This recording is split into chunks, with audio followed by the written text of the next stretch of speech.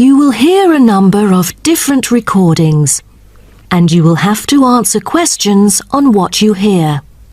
There will be time for you to read the instructions and questions, and you will have a chance to check your work. All the recordings will be played once only.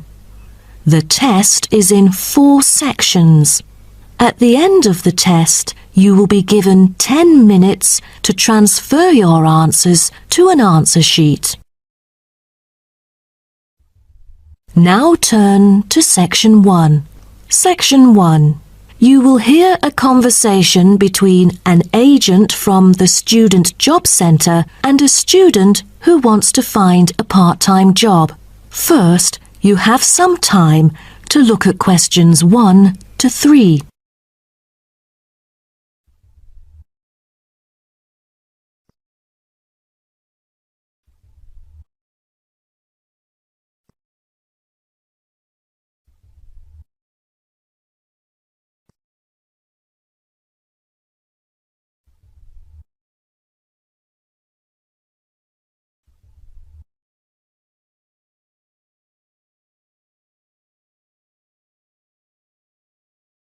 Now we shall begin. You should answer the questions as you listen, because you will not hear the recording a second time. Listen carefully and answer questions 1 to 3. Good morning. Oh, good morning. Is this, room number 316? Yes, that's right. So, is this the Student Job Centre? It certainly is. How may I help you? Well, actually, I'm looking for a job. A part-time job. Do you have anything available at the moment? Ah, yes. Are you a registered student? I'm afraid this service is only available to full-time students. Yes. I'm doing my degree in statistics studies. Here's my student card. Right. Well, let's just have a look at what positions are available at the moment. There is a job for social workers, and the workplace is in the House of the Disabled. That would be fine for me. What are the hours like? You'll have to work every day, and the payment is $9 per hour. However, the skills required are not very basic, so 3 days of training is needed. The pay is quite good, though I'm in my second year of study now, and must attend some courses during the daytime, so I'm afraid I can't make it for this one. Do you have any other positions? You know, ones that I could spare more class-free time on? That's not good then. Let's see. Here, there is one for security guards in the supermarket. What about the pay? The salary is pretty standard for this one. It's $25 per hour. Great! That's much higher than I would have expected. Are there any special qualities required? It sure offers quite a good salary. There's almost no requirement for this job, except that you must wear a uniform which is provided. That's very nice then. But what about exact working hours for this? I hope it will be okay for me. The working time is from 9 a.m. to 5 p.m, and you only need to work 3 days each week. Before you hear the rest of the conversation, you have some time to look at questions 4 to 10.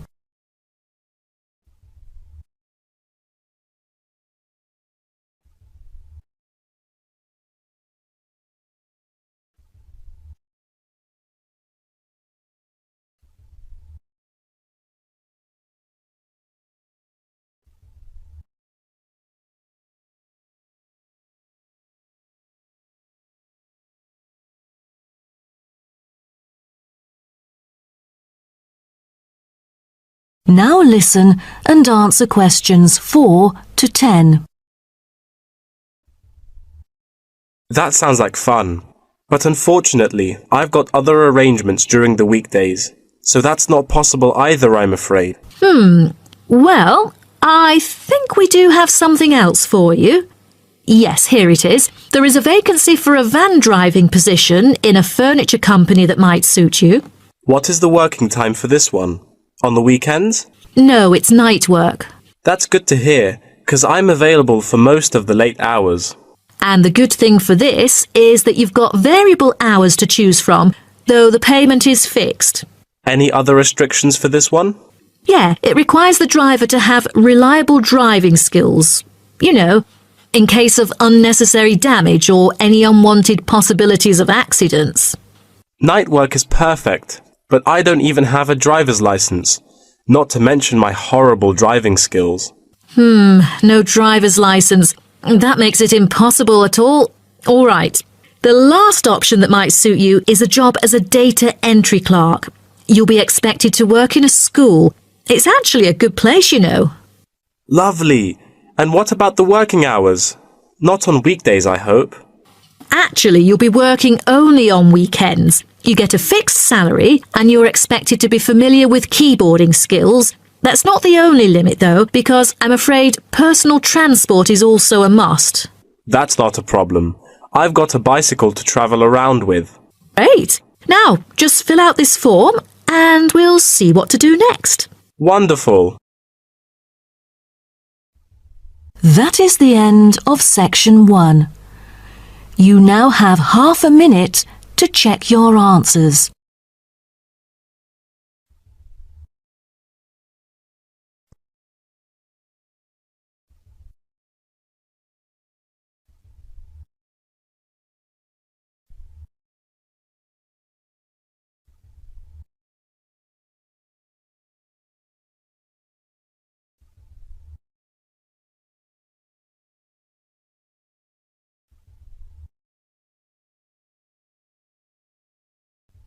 Now turn to section 2. Section 2. You'll hear a talk between an interviewer and an interviewee called Chris Evans from the Royal Caledonian Curling Club about ice curling. First, you have some time to look at questions 11 to 16.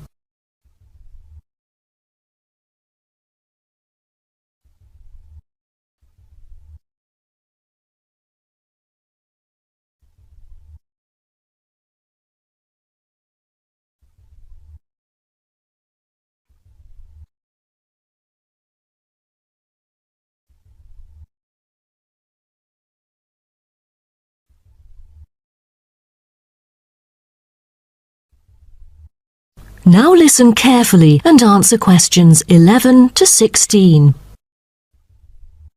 Today, we're pleased to have on the show Chris Evans from the Royal Caledonian Curling Club. Now, let's welcome Chris to tell us something about ice curling. Chris, please. Thank you. It's my honour to briefly talk about ice curling here to all of you. So let's start with what curling is. Curling is a sport in which players slide stones on an ice rink towards a target area which is segmented into 4 concentric circles. 2 curling teams consist of 4 players, the lead, the second, the third, and finally the skip. The captain of the curling team and its players will throw their stones in the order stated above. Each team has 8 stones. The purpose is to accumulate the highest score in the game. Points are scored depending on which stone is resting closest to the centre of the target area at the end of the game. The ice surface on which the game is played, or the rink in curling, is called the sheet. It is covered with tiny droplets of water that become ice and cause the stones to curl or deviate from a straight path. The curling players should slide the heavy polished stones or rocks across the ice curling sheets towards the house, a circular target marked on the ice, as I've mentioned before. There are several pieces of equipment essential for a curling game, so a concise instruction will be given to you. The most important things are the curling brush, which is used to sweep the ice surface in the path of the stone, as well as the curling stone, which is sometimes called rock. The former is usually made of horsehair, and the latter is made of granite, mainly coming from Scotland. Curling shoes are similar to ordinary athletic shoes, except that the 2 shoes in a pair have dissimilar soles.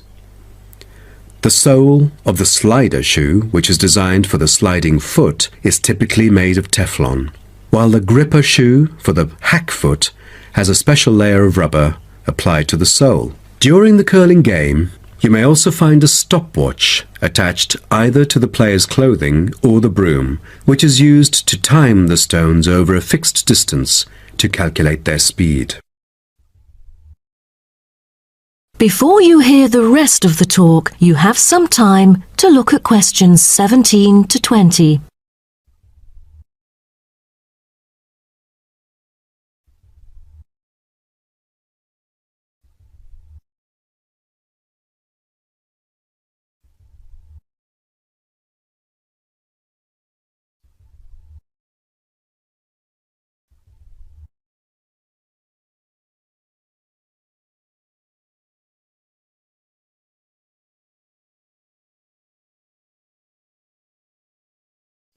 Now listen and answer questions 17 to 20.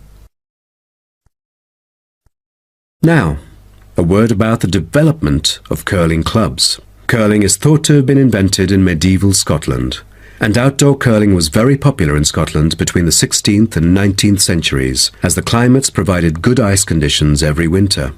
Kilsyth Curling Club is renowned as the first club in the world, having been formally constituted in 1716 and widely influencing ice curling development. In Kilsyth today, both men's and ladies' sections are thriving, participating in all major competitions and having won championships in the British Open in the past. The mother club of curling, Grand Caledonian Curling Club, was instituted in 1838 for the purpose not as such to attract people's interest, but to regulate the ancient Scottish game of curling by general laws. With these official rules, the young curlers could be trained in a more professional way. By 1842, the new national club had sought to obtain royal patronage, and it has ever since been known as the Royal Caledonian Curling Club.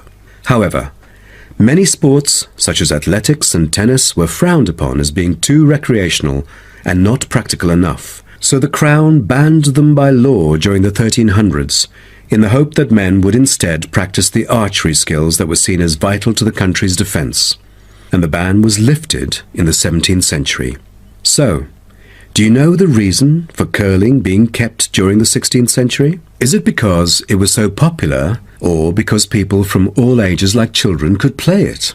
The spirit of curling dictates that one never cheers mistakes, misses, or gaffes by one's opponent. And most importantly, all the team members should strictly follow the instructions of their captain, which is essential for men in battle. Curling was brought to Canada from Scotland, and some curling was played informally before 1800. Curlers often used iron curling stones made from melted materials such as cannonballs rather than granite until the early 1900s, because there were transport problems importing granite stones from Scotland.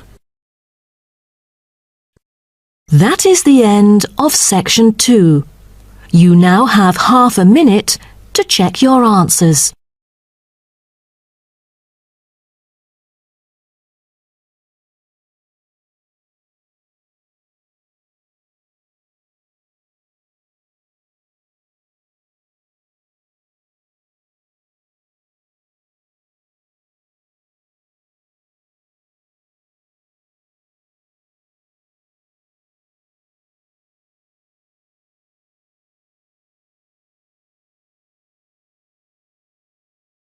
Now turn to section 3. Section 3.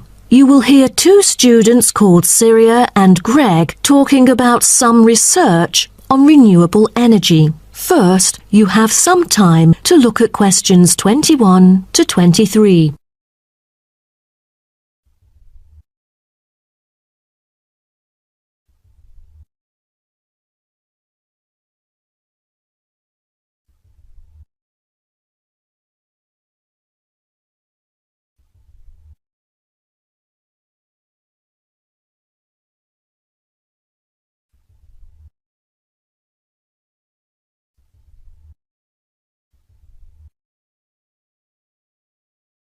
Now, listen carefully and answer questions 21 to 23. Hi, Greg. How did it go with the research on renewable energy? Have you found anything? Yes, but I think it's about time we exchange our findings and discuss our next move. You read my mind. Right, I'll start first. Germany is the very first country I dug into in order to find innovative means of creating clean energy because 15% of its national electricity supply comes from renewable sources. I found that apart from the traditional fossil fuel industry, there's a German firm that has initiated a project using kites to generate power. Really? I've never heard of it before. How does it work? As a substitution for traditional fossil fuels that release toxic gas into the atmosphere, the power-generating kites can function in any weather. Compared to conventional wind turbines, such kites can produce twice as much energy because the overall power density is proportional to altitude. Sounds like an efficient way of producing power. Okay, now let me tell you what I have found. There is an American company manufacturing school buses and city buses depending solely on electricity instead of gasoline. The all-electric vehicles can save up to 20 gallons of fuel on a daily basis. This could reduce transport budgets by over $10,000 each year, not to mention maintenance savings. Wow, impressive! If only there were more of these electric vehicles around. Well, over the years, South Africa has attached great importance to clean energy. The nation encourages using propane gas, which can either be extracted from natural deposits or be produced organically. It is normally stored in gas canisters as a type of cooking gas. To reduce the number of kitchen accidents, a new type of composite gas canister made of fiber was introduced. It is much safer and less likely to explode, even when engulfed in fire. Before you hear the rest of the talk, you have some time to look at questions 24 to 30.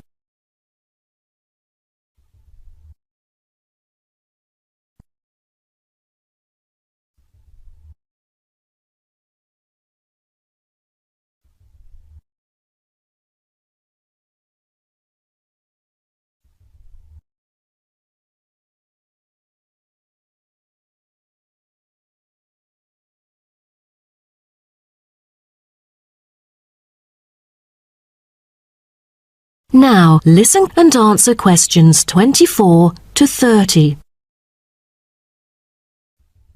Now, about the survey. Do you have any clues as to what kind of interviewees we should include?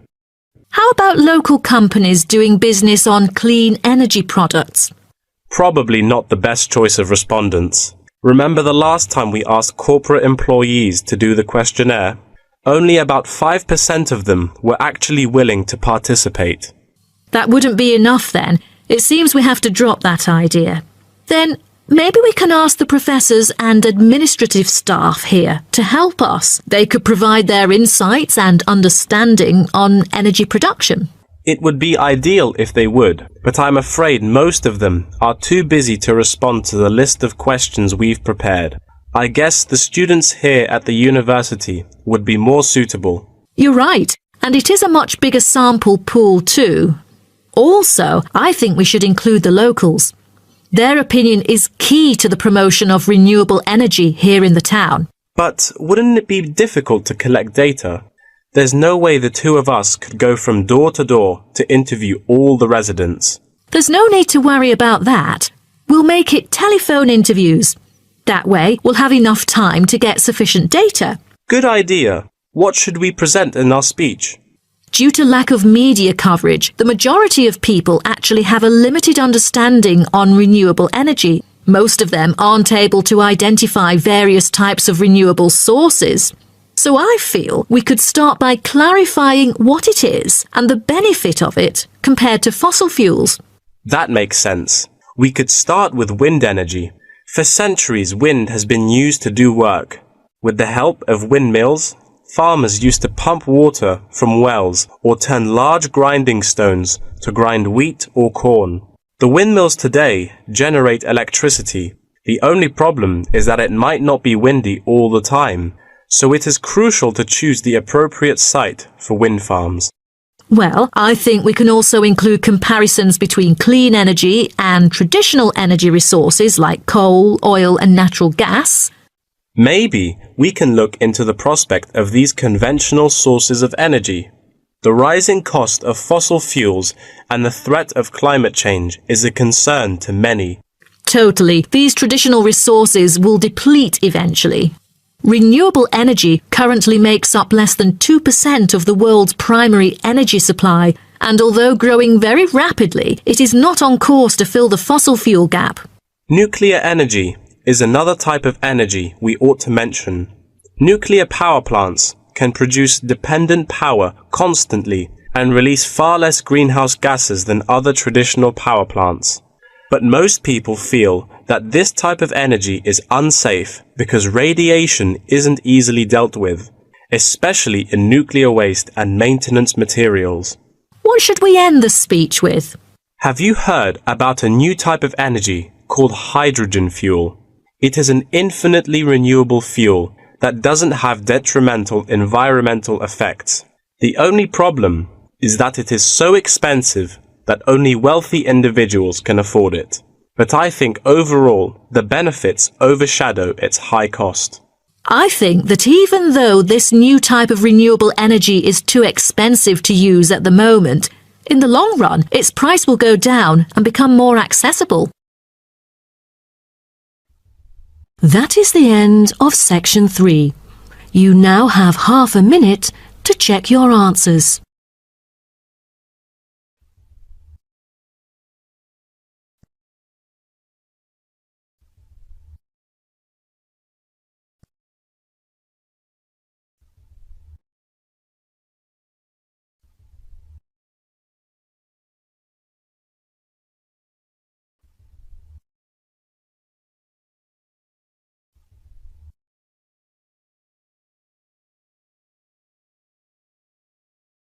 Now turn to section 4. Section 4. You will hear part of a lecture about aquaculture and the fishing business. First, you have some time to look at questions 31 to 40.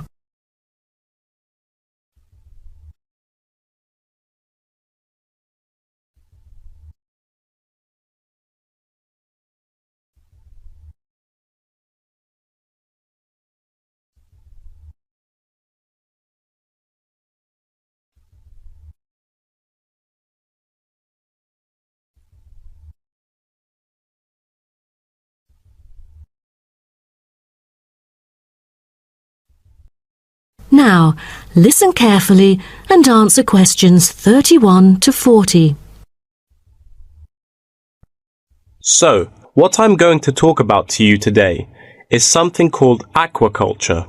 It has been responsible for the impressive growth in the supply of fish for human consumption. There's also been a slight improvement in the state of certain fish stocks due to improved fishery management. Aquatic food production has transitioned from being primarily based on the capturing of wild fish to the culture of increasing numbers of farmed species. In recent years, a type of genetically modified salmon has been farmed in the New England region, produced by a Massachusetts-based biotech firm.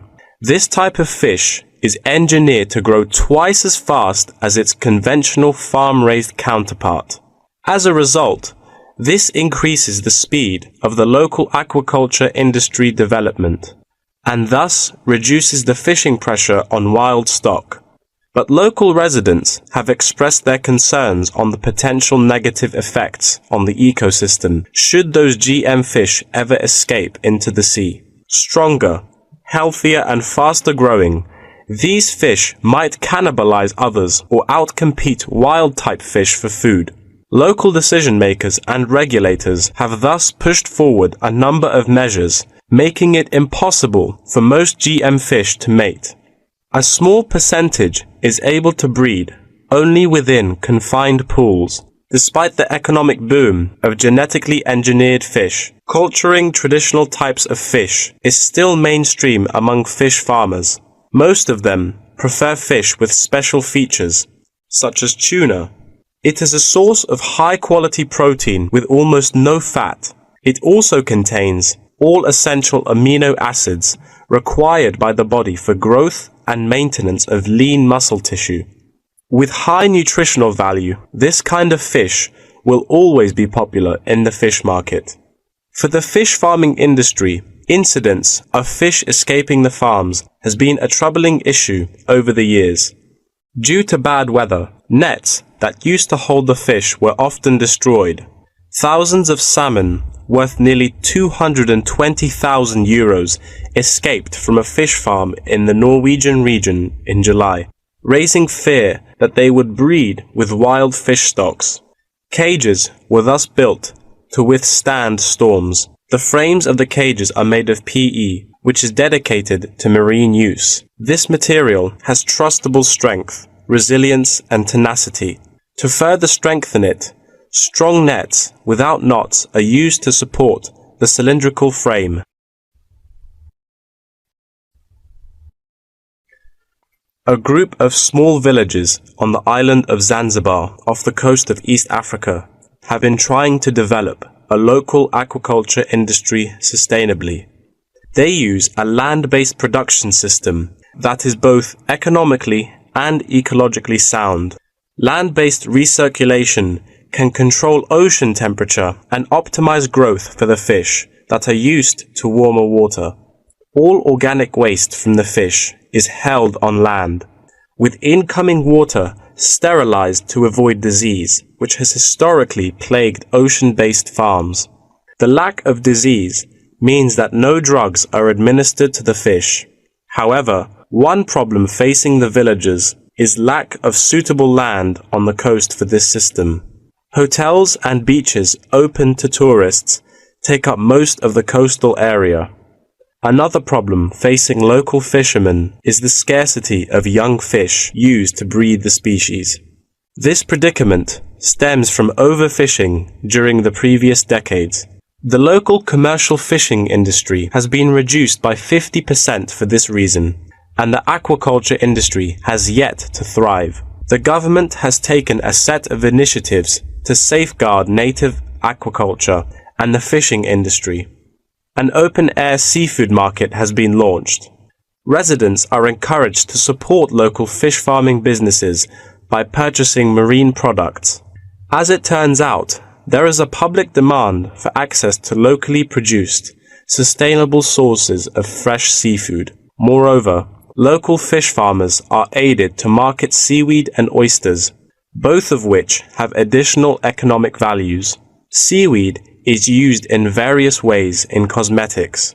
Seaweed extract is often found on the list of ingredients constituting creams, soaps, shampoos, powders, and sprays. It is said to be useful in various ways, including the relief of rheumatic pain and the removal of cellulite. Oyster is a source of seafood popular among the local hospitality industry. Served with caviar and champagne, it is one of the world's ultimate luxury foods, appealing to gourmets with its succulent and delicate flavor. It thus appears to have the greatest potential for commercial culture, even though the national and international market has shown demand for marine products in Zanzibar. It is still challenging to survive in the competitive modern fishing industry. The government ought to restore the business by encouraging aquaculture, recreation, and shipping. First, it could utilize modern fish farming technology to supply more high-quality marine products. Tourism is an effective stimulus to boost its sales, and with better shipping capability, more products can be delivered abroad. That is the end of section 4. You now have half a minute to check your answers.